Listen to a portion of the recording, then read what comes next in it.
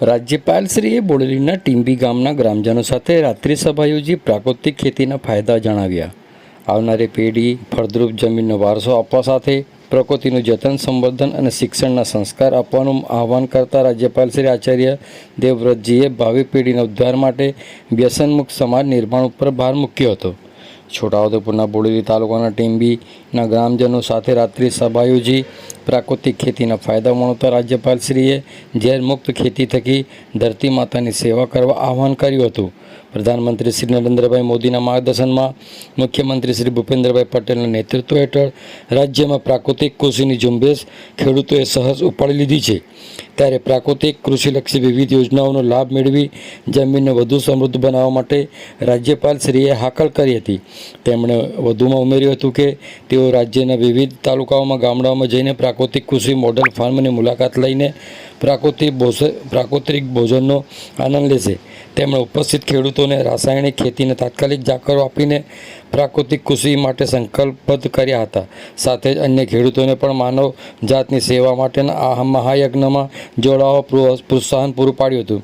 તેમણે સુખી, સમૃદ્ધ અને સંસ્કારી ભાવિ પેઢીના ઘડતર માટે પ્રોત્સાહિત કર્યા હતા. તેમણે શિક્ષણનો જીવન મંત્ર અપનાવી સાદગી અને પ્રાકૃતિક જીવન ધોરણ સ્વસ્થ અને નિરોગી જીવન જીવવાની ચાવી છે એમ પણ જણાવ્યું. ગ્રામીણજનોની અતિથિ દેવો ભવની ઉચ્ચતમ પરંપરાને જાળવી રાખી તેમના છોટાઉદેપુર જિલ્લાના પ્રવાસની આ ઘડી તેમના જીવનનું ચિરસ્મરણીય બની રહેશે તેમ તેમણે રાજ્યપાલશ્રીએ જણાવ્યું હતું. આવો સાંભળીએ આ અંગે બોડેલી તાલુકાના ટીંબી ગામના ગ્રામજન શું કહી રહ્યા છે. સાંભળો તેઓના મુખે.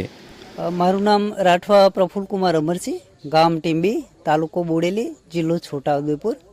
હું 2019થી પ્રાકૃતિક કૃષિનો આરંભ કર્યો હતો અને જે કેવીકે આણંદ કૃષિ યુનિવર્સિટી, કેવીકે મંગલ ભારતી તેમજ આત્મા પ્રોજેક્ટના માર્ગદર્શન હેઠળ વિવિધ પ્રકારની અમે જ્યારે પ્રાકૃતિક કૃષિનું જે અત્યારે આપણું કરીએ છીએ તો એ તાલીમ લીધી અને આપણા ગુજરાત રાજ્યના મહામહિમ રાજ્યપાલ શ્રી આચાર્ય દેવવ્રતજીના ફાર્મ જે ગુરુકુલ ખાતે કુરુક્ષેત્રમાં આવેલું છે, 200 એકરનું ફાર્મ છે, ત્યાં પણ અમે વિઝિટ કરી અને ત્યાં પણ અમને ઘણું બધું શીખવા મળ્યું. અને જે પંચસ્તરી બાગવાની છે, પછી જે આપણી ડાંગર છે, ઘણા બધા વિવિધ ક્રોપ્સ અમને ત્યાં જોવા મળ્યા અને એનાથી પણ અમને ઘણી બધી પ્રેરણા મળેલ છે.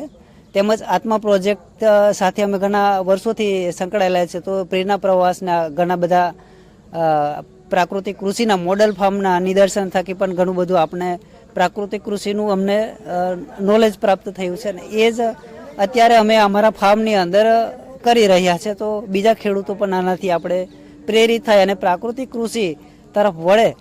અત્યારે પ્રાકૃતિક કૃષિ એટલે કે પ્રકૃતિના સાનિધ્યની સાથે રહી પ્રકૃતિના જે મૂળભૂત સિદ્ધાંતો છે એને આધારે જે દેશી ગૌમાતાના ગોબર અને ગૌમૂત્રના માધ્યમથી જે આપણે પ્રકૃતિનું જે જતન કરવાનું છે, સાચા અર્થમાં ખેડૂત એના જે ખીલે જો ગાય જ્યાં સુધી ના બંધાય ત્યાં સુધી જે ગૌમાતાની સાચી સેવા છે એ સાર્થક થઈ છે એમ નહીં કહી શકાય.